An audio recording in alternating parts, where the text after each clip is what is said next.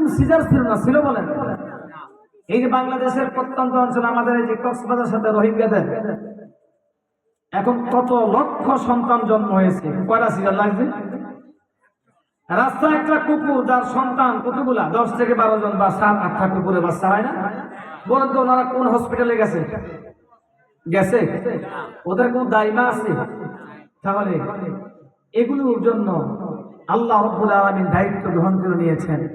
কার কখন কিভাবে সন্তান সম্ভাব্য, সন্তান প্রসব করবে সবকিছু জানেন কি? জোরমান কে জানেন? ওই মা দুঃখে তোমাকে শুধু গর্ভবতী ধারণ করে নাই, আল্লাহ রাব্বুল আলামিন এই আয়াতের মাধ্যমে জানায় দিলেন, এরে বান্দারে 10 মাস 10 দিন তোমাকে গর্ভধারণ করার পর মা একদিন নয়, 2 দিন নয়, 2টা বছর পর্যন্ত বুকের দুধ পান করাইছেন। সুবহানাল্লাহ বলেন না? জোরে শুনুন না সুবহানাল্লাহ। এরে বান্দা, ওরে বান্দারে, তুমি যখন দুনিয়াতে আগমন করেছো, দুনিয়ার জমিনে যখন আসলা, দুনিয়াতে যখন আগমন করেছ, আগমন করার সময় তোমার কোনো দাঁত ছিল না, ধরার কোনো শক্তি ছিল না, হাঁটার কোনো ব্যবস্থা হতে ছিল না। ছিল বলেন? ছিল? হাঁটার কোনো ব্যবস্থা ছিল না, কাউকে ডাক দেওয়ার কোনো ব্যবস্থাও কি ছিল না। তখন সব কিছু দায়িত্ব গ্রহণ করেছিলেন কে? মা। মা তার দায়িত্ব পালন করেছিলেন, খাবারের জন্য ব্যবস্থা করে দিয়েছেন। সময় তো উপস্থিতি এইভাবে এলেমেলো না থেকে বসতে মনে ভালো হয়, তাহলে একটু বসে এক জায়গায় দেখো। তাহলে এই 10 মাস 10টা দিন গর্ভধারণ করার পর যখন আমার সে দুনিয়াতে আসলো, আপনার কোনো দাঁত নাই, খাবার খাওয়ার মতো কোনো আপনার শক্তি নাই, আপনার খাবারের প্রয়োজন, কিন্তু পেটের মধ্যে আল্লাহ পাক যখন আপনাকে রেখেছিলেন তখন আপনার জবানটা আল্লাহ পাক রেখেছেন পবিত্র। সুবহানাল্লাহ বলেন না? কি রেখেছেন? পবিত্র রেখেছেন।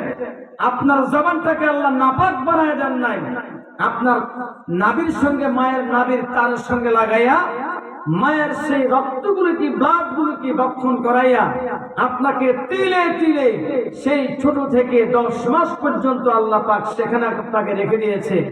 সেখানে আপনার জবানটা পবিত্র রেখেছে, কারণ এই জবান দিয়ে আপনি ডাকবেন কাকে? জোরে বলেন, কাকে ডাকবেন? আল্লাহকে ডাকবেন। এই জন্য আল্লাহ পাক কি বললেন? জবানটা পবিত্র রেখে দিয়েছেন। দুনিয়াতে আসছে যেন কষ্ট না পাও, তোমার দাঁত নাই, তুমি টেনে খাবারের মতো তোমার শক্তি হিম্মত নাই, এই জন্য মায়ের বুকে দুধ দিয়ে দিয়েছেন আল্লাহ। সন্তান বুকে দুধ খাবে, টানার মতো সে হিম্মত নেই। যদি তোমার ঠান্ডা লাগে, এই জন্য আল্লাহ দুধটাকে গরম করে রেখে দিয়েছেন, তুমি খাবে। এইভাবে একটানা 2 বছর পর্যন্ত মা তোমাকে দুধ পান করাইছে। সুবহানাল্লাহ বলেন না? এই খাবার, এই গ্রহণের দায়িত্ব গ্রহণ করছেন কে? জোরে বলেন। এরে নিমুখারাম সন্তান গুলাকে বলি, কেন রে তোমরা আজকে মা বাবার প্রতি তোমাদের অজ্ঞান, আমি কোনো খেয়াল নাই, খাবার নাই, দাবার নাই, রিজিকের ব্যবস্থা কার বলেন? জোরে বলেন, কে ব্যবস্থা করেছেন? ওয়ামা মিন দাব্বাতিন ফিল আরদি ইল্লা আলাল্লাহি রিজকুহা।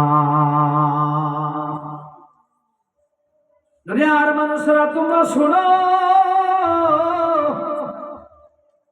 পৃথিবীর জমিনে এমন কোন প্রাণী বাকি নাই, এমন কোন প্রাণী বাকি নাই,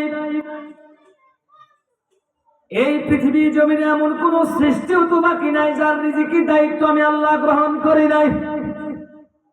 কিন্তু এই মা বাবা কেন তুমি থাকতে মা বাবা অনাহারে থাকবে? মা বাবার প্রতি কেন তোমাদের ভালোবাসা কমে গেল? তোমরা কি জানো ওই মা বাবার জন্য আমি আল্লাহ পাক কতটা গুরুত্ব দিয়েছি? কোরআন দ্বারা আমি আল্লাহ এর প্রমাণ আল্লাহ পাক দিয়েছেন। বান্দারে, ও দুনিয়ার জমিনের মানুষেরা তোমরা শোনো, এই মা এবং এই বাবাটাকে দুইজন, যেই কোনো একজনকে যদি তোমরা এখন বর্তমানে পাও, তাদের পায়ের মধ্যে পড়ে যাও, কারণ মা বাবা যদি অভিশাপ দিয়ে দেয়, জীবনে কোনো আমল আল্লাহর দরবারে কবুল হবে না। ওই যে বনি ইসরাইলের জুরাইস মায়ের সঙ্গে মায়ের কথাটার জবাব না দেওয়ার কারণে আল্লাহ পাক তাকে অপমান করেছেন। মায়ের বদদোয়ায়, কার বদদোয়ায়? যেরকম কার বদদোয়ায়? ওই বনি ইসরাইলের একজন লোক জুরাইজ রাহমাতুল্লাহি আলাইহি, একজন আল্লাহর হক্কানে আল্লাহর ওয়ালি, তাহাজ্জুদ গুজার একজন, দুনিয়া সব ছাড়িয়া একদম নিরালা, একদম মরুভূমির মধ্যে চলে আসলেন। চলে আসার পর এখানে বসে বসে ইবাদত করেন। গভীর রজনীতে বসে বসে আল্লাহর তাসবিহ গুলা, আল্লাহ ডাকে সারা দিন আল্লাহ আনুগত্য করেন। আর একদিন যখন হঠাৎ করে মা আসলেন, মা আসিয়া দিনের বেলা ডাক দিলেন, জুরাইজ, ও জুরাইজ। ওই সময় জুরাইজ নামাজের মধ্যে দাঁড়ায় গেলেন। জুরাইজ ডাক দিয়ে বলে, মালিক, আমার আল্লাহর নামাজ আনুগত্য করো না, আমার মার আনুগত্য, মার ডাকে সাড়া দিবা, এখন আমি কি করব? মাকে তো ফালানো যাবে না, কি যাবে?